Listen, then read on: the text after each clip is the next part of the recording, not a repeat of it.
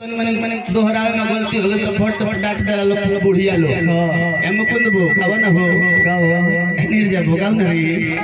तुरंत गावल शुरू कर दे। यही एगो गीत चलेला हमरा माता बहन सब गावल तनी स्केल बढ़ा दी तो पहली के हाई कर दी। हां जी हां जी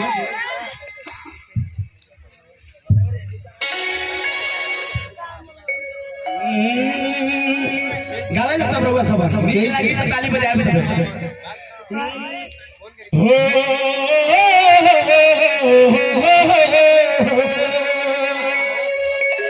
हरे कवन मैया गोरहर बाड़ी कवन मैया करिया। आता कितना लोग गावेला गीत के तनी उठाई देता हाथ तो केहू नहीं गावेला सिखलाई नहीं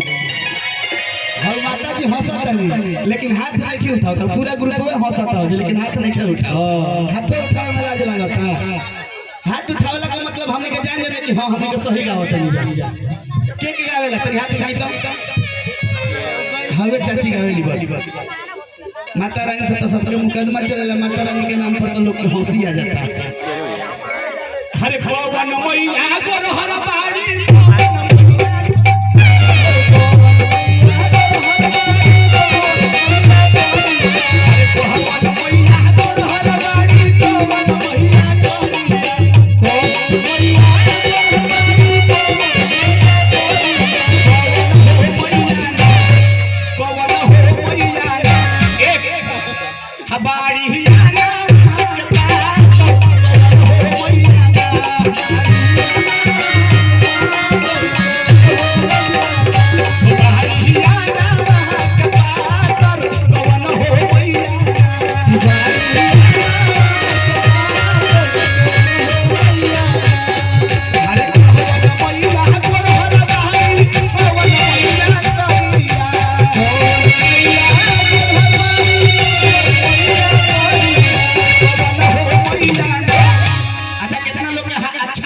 पारंपरिक भजन माता बहन वाला भजन सबके देखी लोग सबके ना अच्छा लगे लेकिन ये सबके अच्छा लगता है। तन जोरदार ताली हो जाए तो गाना अच्छा लगता तो क्या बात है कि बाहरी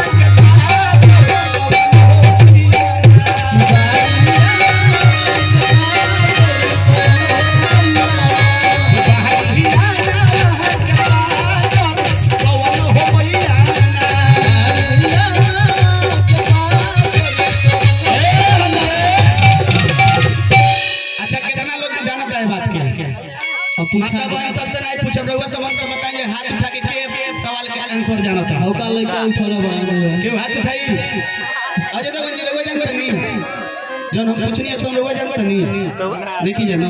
ब्याह के इनामो देनी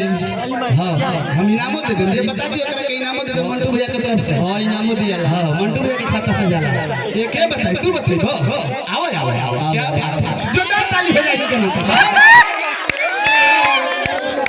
देखी भैया रोगा कहत रहने की चौकी में दम नहीं है हां नीरज भैया मदर रही तो चौकी में दम नहीं है देखी कितना दम बाटे हेजू आवे खातिर कितना लोग के सोचे के पड़ेला हां जी लेकिन दम बा चौकी में हेजू के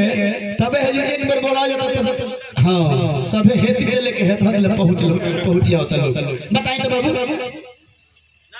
काली मैया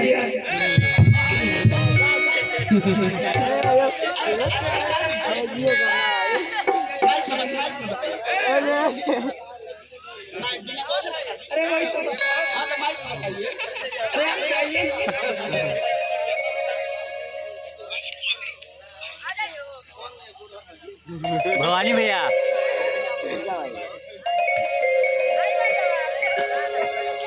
दूगो तो सही भइल लेकिन तीसरा का पर गलती हो गई है वो गलती माफ हो जाएगी इनाम दिया है तनी एगो आ गेल रहा तो ठुमका लाग जा क्या बात आई दे दूगो सवाल यहाँ सही बा हां जी अरे दुर्गा मैया गोरहर बाड़ी काली मैया करिया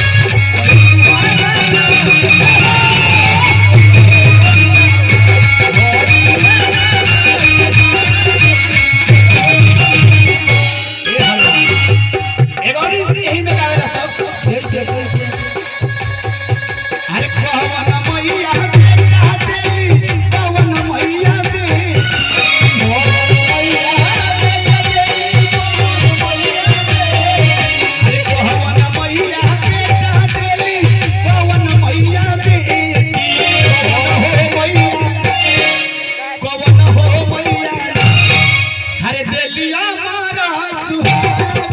कवन हो मैया देहिया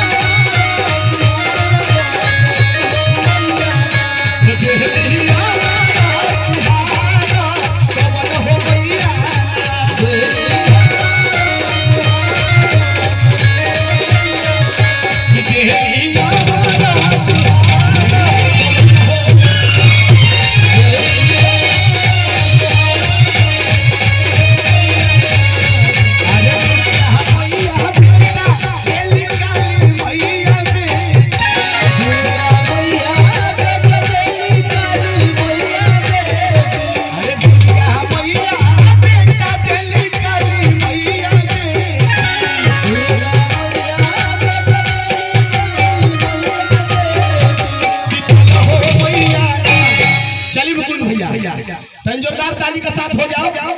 एक बाद ये गोरी भजन हम गाए, तब तक बहुत सुंदर झांकी राधा कृष्ण के बाद।